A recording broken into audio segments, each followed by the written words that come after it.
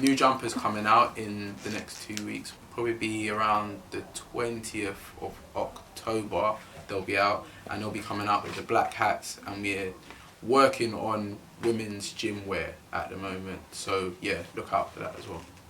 Hi and welcome back to I See You on the Couch. We're here today with Creative Director of SWAG London, Elliot. How you doing? Hi, I'm fine, thanks. How you doing? Not bad. Thanks for coming down today. No problem. First things first, what is SWAG London and how did you start?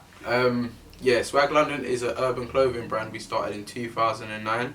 It's a team of 3. Right now we specialise in leisure wear and accessories, mainly hats at the moment. Okay, and who are your garments for? Well, I don't make them specifically for a type of person. I just create what I like, so I feel most comfortable in tracksuits. You've never really seen me in jeans except for today. Hats, because yeah, I just enjoy leisure wear. It just makes me feel comfortable. I don't feel like I'm overdressed. I don't feel like I'm underdressed for any occasion because of the way the fit and the quality of the things that I make. Okay, and does SWAG stand for something specific or is it just? Well, we started in 2009 under the name Swagger Boy, and then as I grew up and the brand had to grow up with me, we shortened it to Swag, and then I added the London. My business partner Prince came up with the word, well not came up with the word, but just suggested Swag, and then I added the London, and then yeah, it just kind of went from there. Okay, so what do you want to achieve? Where do you see the brand going? Well, I hope for it to become a super brand, so up there with like G-Star, Super Dry, I was about to say Super Bad, yeah, Super Dry, what else? Nike, yeah, I just want to become a super brand. The business is actually registered under SWAG International, but SWAG London's a subsidiary company, but kind of just working on one thing at a time and not trying to rush it all. So do you have quite a good following? Is it more females or males that are drawn to your clothing? Well, with the endorsements and sponsorships that we have with artists, they're mainly male, but from what I've seen over this year, it's mainly female customers that buy our stuff. So during our pop-up store, we had quite a few females coming down trying on our tracksuits and our baseball jacket. I should have brought one with me to show you, but yeah, that's kind of how it's been this year so far. Okay, nice. So where can we find you? Do you have a website or Instagram? Yeah, you can find us on Instagram, that's SWAG LDN. The same for Tumblr, Twitter, Facebook. Yeah, I think that's it for our social sites. And then our website to buy the clothes is swaglondon.co.uk. Okay, and what makes your brand unique? Personally, I feel it's the fit, the way, well, it's an original logo. You wouldn't see anything similar on any brand out there right now. And just the way you feel in the clothes. I feel like I'm unique in a party, or if I'm going out with friends and family, like no one else is going to look like me. That's nice, that's always good. Yeah. What motivates you? Honestly, friends and family, because I've got a lot of friends and family that are like trying to get somewhere in life or already at a certain place in life, which just strives for me to work harder. So yeah, that's really what motivates me. Oh, and music. Just different What kind of music do you like? I listen to everything except for heavy metal. That's okay. Yeah, that's a bit much for me. I can't deal with all of that screaming and shouting. Okay. Oh yeah, each to their own. And you said that you started in 2009 Yeah. and that it had a different name, but when did you know that you had the talent for designing? I've always been designing, so I was making like the Bebo skins, MySpace layouts, YouTube layouts, Pixo even. So I was always like into designing from there, and then from that point on Photoshop, like I made my own t-shirts, and it called like Funk Me I'm Famous, and I had quite a few people in the funky house scene wearing them. That was just through them just buying it. So like Tribal Mags, what else is there? I can't even remember, but yeah, just had quite a few people wearing it, and then I needed a name for the brand, and then yeah, that's where the Swagger Boy started, rolled into SWAG London. So what would you say to somebody who has a similar idea that wants to get started with their own business, start designing? What could you say to inspire them? I get that question quite a lot, especially from like college students that are into fashion.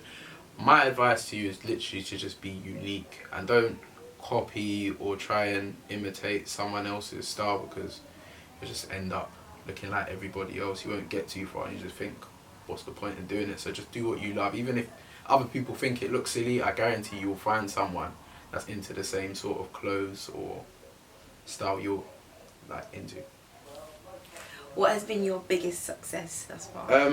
Thus far this year, we had our own pop-up store in Port Brixton for a week, and we had like a whole bunch of people came down. We had Section Boys, we had Stormzy, we had Reggie Yates, we had, I don't know if anyone watched it, there's a TV series called Humans. We had some of the cast come down. That was literally just people passing through and coming to sign our wall and buying products. Nice. But for that week, yeah, that was, I think, to date, one of our most successful or biggest achievements this year. What's been the hardest thing, like building yourself up and getting...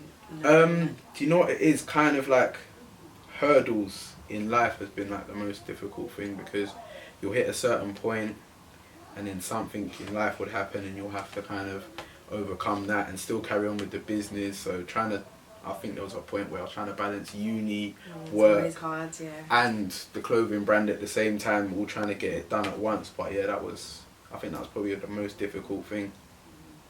Yeah. When you're passionate about something, it's easy Yeah, to keep it going. you Even don't though want to give up on it. Yeah, you don't want to give up on it because you thought, alright, I've worked this hard to get this far, so there's no point in just giving up on it. So I kind of had to take a step back with certain things in order for me to get where I am today, or what I wanted to do for that year.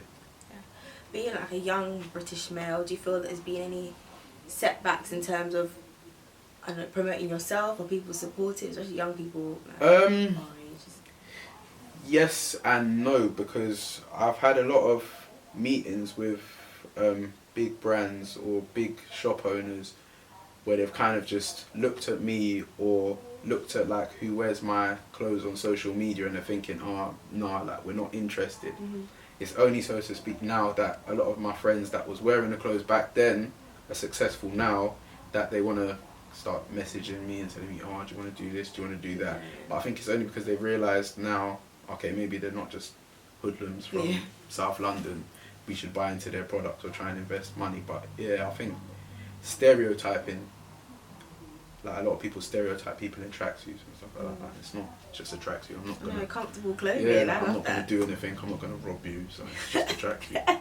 Yeah, I'm definitely gonna be making a purchase. Don't worry about that. I think tracksuits are always good. Loungewear, that's another conversation. But so do you feel that you're an inspiration to other young people, or even people in general, just to no, I don't think so, to be honest. Okay. I don't know, I feel like it's big-headed if I said I was an inspiration.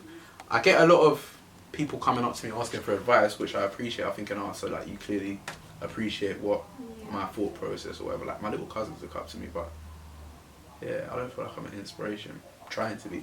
Yeah, no, that's very humble of you, but I'm inspired just by talking to you. Really now, I think it's good to see another young person like going for their dreams, as they like to say. But yeah, you should definitely feel like you're an inspiration, because there are loads of other people that want to do something similar and they're not too sure, and just seeing you doing that is encouraging. So what's next for SWAG London? What are we to expect for the coming months? We've got our new jumpers coming out. That'll probably be mid-October, late October, so I'll probably say the 20th for now. And we've got our new hats coming out around the same time, so look out for the visuals and the videos and the artists wearing it.